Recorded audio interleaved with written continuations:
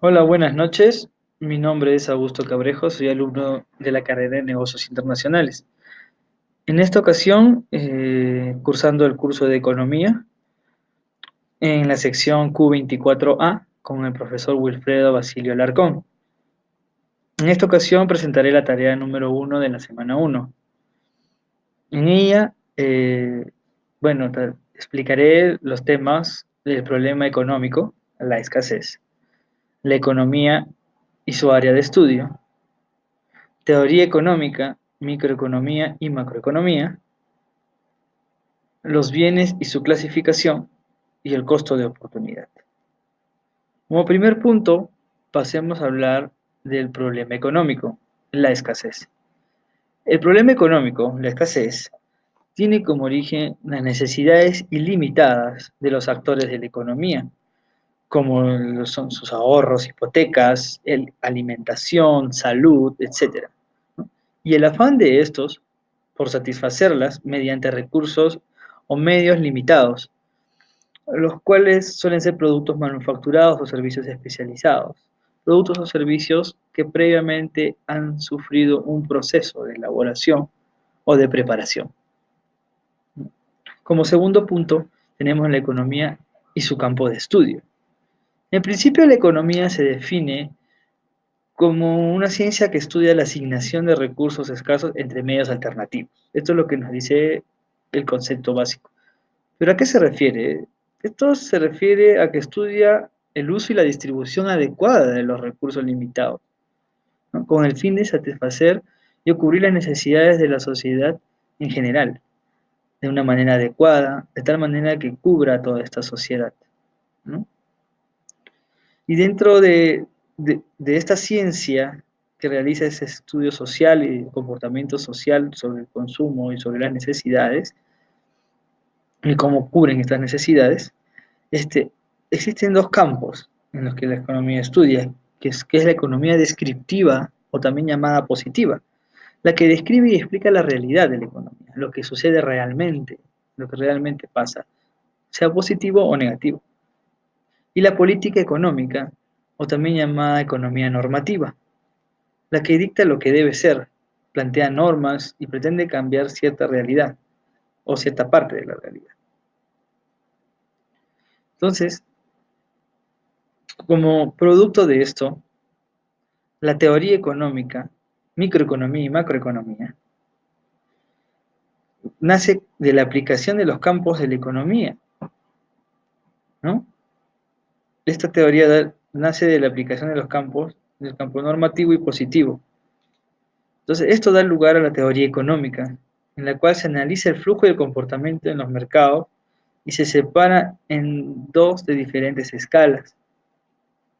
Se separa en dos diferentes escalas. Digo escalas por la magnitud, ¿no? Y por el alcance de estas. Estas dos escalas se llaman la teoría macroeconómica y la teoría microeconómica. Estas serían las dos escalas de la teoría económica. Y empecemos hablando de la teoría microeconómica. La teoría microeconómica analiza de la forma en la que las empresas y o personas, así los actores directos de la economía, pero directamente ellos, no como un total, sino como individuos, las decisiones que toman para su consumo y para la satisfacción de sus necesidades y cómo es su interacción en los mercados, de qué manera interactúan estos actores en el mercado. Se basa también en la teoría de precios, precios que son determinados por la oferta y la demanda. Entonces, dentro de la microeconomía se dan tres interrogantes que son principales y determinantes. ¿Qué y cuánto producir? Es la primera. Esto nos habla de qué producto, qué tipo de producto y en qué cantidades debemos ofrecerlo al mercado. ¿Cómo y dónde producir? Nos está hablando de qué forma y en qué lugar debemos producir, de acuerdo a que afectemos positivamente a la sociedad y sus actores, los consumidores y los interesados. ¿Cómo y dónde producir? ¿Para quién producir? Es la tercera pregunta. O sea, ¿qué objetivos y qué necesidades voy a satisfacer de mi sociedad? ¿Qué grupos de la sociedad voy a satisfacer? con el producto que he elegido, en las cantidades que he elegido, de la forma que lo elegí y en el lugar que lo elegí fabricar. A continuación, hablaríamos de la teoría macroeconómica. Esta teoría estudia los acontecimientos y fenómenos que afectan grupos económicos, es decir, el conjunto de la economía, ¿no? Digamos, sector automotriz, sector agropecuario, sector combustibles.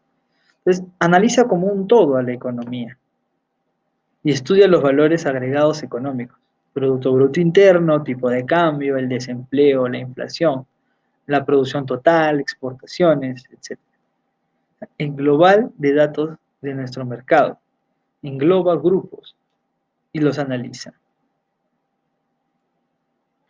A continuación, hablaremos de los bienes y su clasificación. Los bienes y servicios son los objetivos con los que se satisfacen las necesidades de los actores de la economía, personas, empresas, y están clasificados de la siguiente manera, ¿no? En sus dos principales grupos tenemos los bienes libres y bienes económicos. Los bienes libres son bienes abundantes, no cuestan, y, y el ser humano no ha encontrado forma de asignarles una propiedad, ¿no? Por lo tanto, no tienen precio, son libres, como dice su concepto. Por ejemplo, un ejemplo de este bien, el aire, ¿no? El aire, ya que tiene todas las características del concepto que hemos explicado.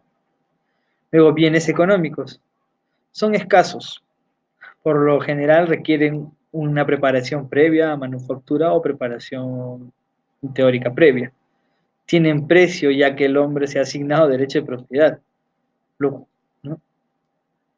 Lo cual prima en todo intercambio. Este derecho de propiedad prima en todo intercambio. Pasa de mi propiedad a la de otro, ¿no? De consumo, porque están abocados a satisfacer necesidades directamente.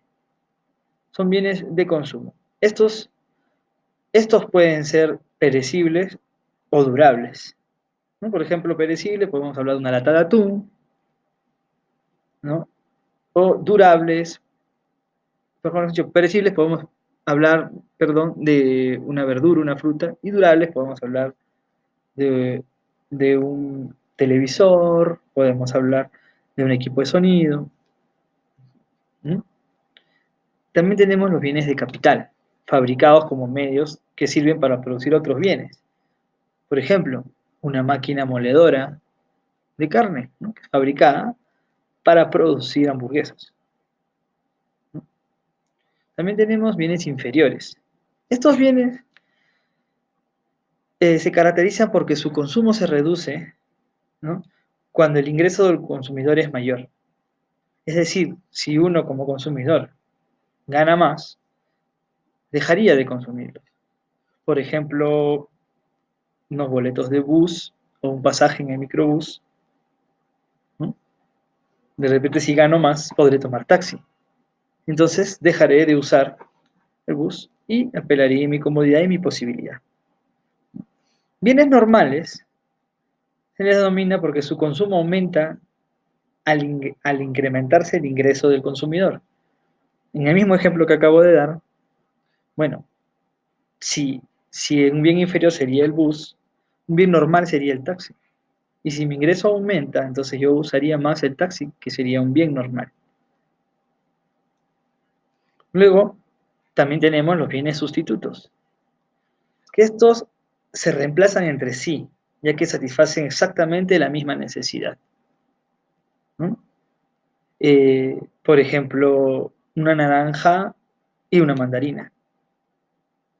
Ambos satisfacen la misma necesidad. Luego tenemos los bienes complementarios, ¿no? Son los cuales en conjunto satisfacen una necesidad que por sí solos, por separado, sería imposible de que la satisfaga. Un ejemplo claro es el combustible y los vehículos, ¿no? O, a pensamiento personal, espero no equivocarme, los equipos celulares y las compañías operadoras de línea móvil, ¿no? Ya que Un teléfono sin línea nos sirve para comunicar, que es la necesidad que tenemos los seres humanos.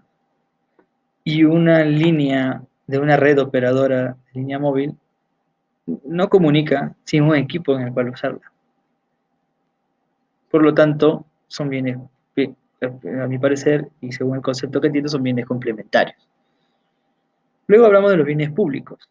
Estos pueden ser usados por más de una persona a la vez y son de propiedad de la comunidad. Por ejemplo, un parque de juegos para niños, una biblioteca pública, un coliseo público, un centro deportivo.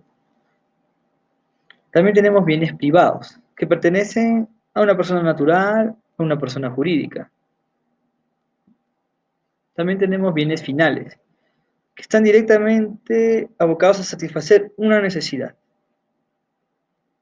que puede ser un bien final, puede ser como la ropa o artículos de estudio, libros, útiles de estudio. También tenemos otros bienes, perdón, no, esos son todos los bienes. Ahora pasaremos a hablar del costo de oportunidad, como quinto y último punto. ¿No? El costo de oportunidad implica aplicar un pensamiento racional. O sea, se basa en principio aplicar un pensamiento racional bajo el cual se toman las decisiones bajo el principio de costo-beneficio. ¿Y por qué damos este preámbulo en este tema de costo de oportunidad? Ya que el costo de oportunidad se basa en toma de decisiones. Y esta toma de decisiones tiene que estar bajo el principio de costo y beneficio, ya que en esta se comparan costos y beneficios marginales en favor de la toma de una decisión. Estos costos y cambios marginales, estos costos, perdón, y beneficios marginales, traen cambios, esta decisión trae cambios marginales, que son cambios sobre un plan ya trazado, sobre algo ya estipulado. ¿Entiendes? Entonces se trata de elegir entre dos alternativas u objetivos, el costo de oportunidad. O sea, se trata de elegir entre dos principales alternativas. Decidimos usar los recursos de una forma y renunciamos a usarlos de otra. Es decir, es una herramienta a través de la cual podemos valorar nuestras opciones, nuestros objetivos. Y este costo de oportunidad es la mejor opción que dejamos de lado al tomar una decisión. ¿No? Para calcular se requiere tiempo e información. Por ejemplo, si yo decido estudiar mi carrera en la UPC, obviamente estoy renunciando a un costo de oportunidad. También estoy, estoy obteniendo un costo de oportunidad, que en este caso, por ejemplo, para mí es tiempo con mi hija, mi familia, o tiempo personal para desarrollo propio y físico. Este sería el costo de oportunidad, la mejor decisión dejada de lado al tomar una decisión. Eso sería todo. Yo las fuentes que he utilizado para el desarrollo de esta tarea es la sesión presencial de la semana 1, los principios básicos del aula virtual, el video que conoce qué es la economía de la semana 1 y economía de mercado, el video, y las fuentes que presenta la aula virtual. Muchas gracias, buenas noches.